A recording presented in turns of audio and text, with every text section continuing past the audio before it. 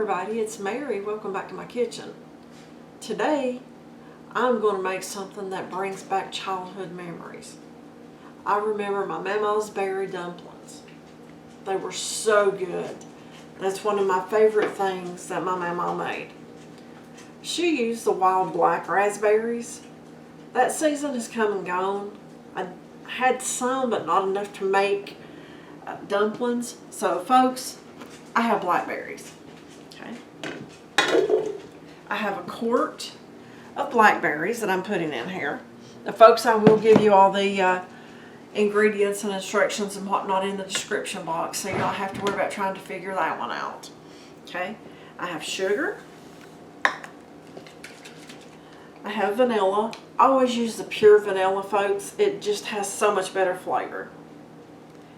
It's a little more expensive, but some things are worth it. And just a dash of salt. Okay. And folks, normally I would put water in these dumplings, but I was making some jelly, and I cooked the berries and strained the juice out, and I had about a cup left over. So I'm not going to let it go to waste. I'm not going to make any more jelly in the next little bit. So I thought, you know, I'll use that instead of water in my dumplings. That's just going to make it a little bit richer of a flavor. Okay, I have a potato masher. I'm just going to mash this just a little bit to help get the juices flowing. And what I'm going to do is I'm going to let that come up to a boil. And then it's going to simmer for about 5 or 6 minutes. Our berries are starting to simmer pretty good. So I'm going to go ahead and mix up everything that's going to go in those dumplings.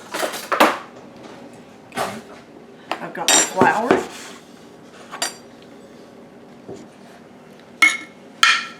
I'm going to put just a little bit of sugar in the flour and stir it up here. Folks, I think I told you in a previous video, I can't work in flour unless I get it everywhere and make a mess. So if you see something that I've done that doesn't have flour everywhere, there's something going on. Because I'm just a mess. Okay, I'm going to get my milk.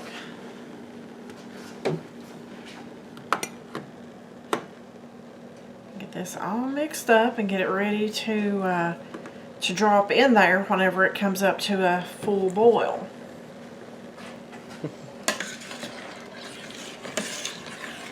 I'm going to stir this because I certainly don't want that to stick or burn. I'm just going to stir this up. Let me stir this again. Those berries are starting to smell so good.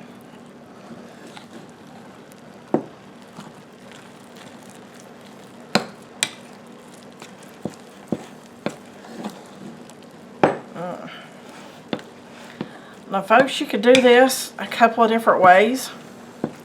You can drop off, or you can get small pieces of this and drop in there, or you could get flour on your hands and pat this out pretty thin and then drop it in there. The choice is up to you. If you use globs like this right here, and it's this wet and this consistency, it's going to take it longer to cook. So what I'm going to do is I'm going to get a paper towel, I'm going to get a little bit of flour on it, and I'm going to pat these a little bit thinner. That way I don't have to wait so long to get my dumplings.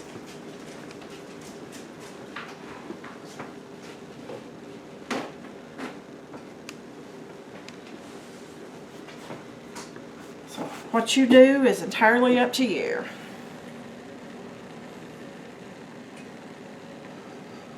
We're getting some good bubble action going here. So now it's ready to go ahead and start dropping the dumplings in there. First thing I'm going to do is I'm going to get some flour on my hands. That way it doesn't stick horribly. Now folks, you could get a bigger towel or whatever you're going to use, but I just grab the small one. Okay. And I'm going to mash these out to, I don't know, 1/8 of an inch thick. Take my spoon out right here. And where you see the bubbles, it's where you need to drop a piece of your dough.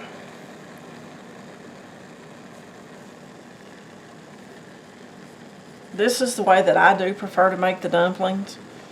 Like I say, some people make the big clumps and it takes about 20 minutes for them to cook. By mashing them flat and doing it this way, you cut your time in half. So, it's up to you. And if you decide to stir this at all, I'm going to turn the heat down a little bit on it so it doesn't burn. But if you decide to stir that, be super duper careful, because those dumplings will break apart and you're going to have thickened blackberry gravy, goo, whatever it's going to be. But the best thing is, just try to work fast and don't stir them. Wait until you get all the flour mashed out into your dumplings, and then gently stir it, put a lid on it, turn it down, and it'll be ready really soon. Folks, this takes me so much back to my childhood. Whose Mamaw was the best cook in the world? I know everybody loves their Mamaw's recipes.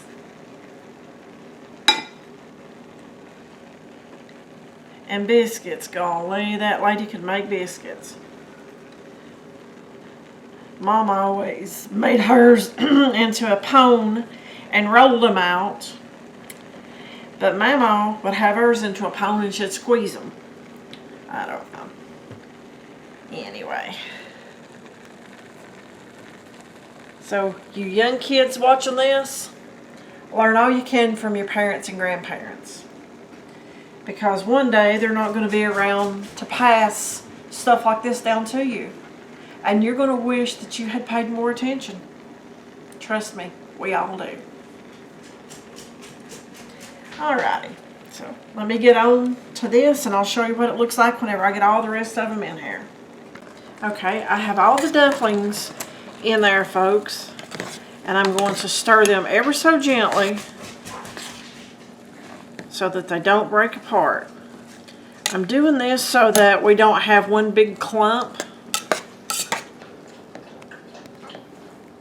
So I just turned them down. I'm going to put a lid on there and I'm going to let them set for 7 or 8 minutes, and then we'll check them and see how much longer we need to go. Hey folks, as you can see, the dumplings are finished. Now to me, that looks absolutely fantastic. Like I say, it just takes me back so much to my childhood. I'm going to dish me up some of these wonderful blackberry dumplings.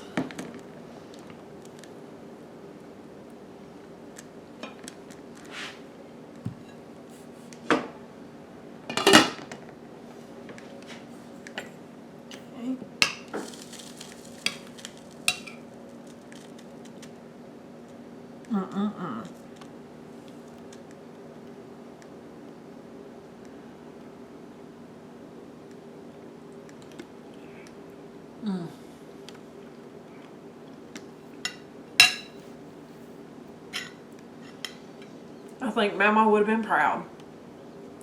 I hope you enjoyed this little old-fashioned video.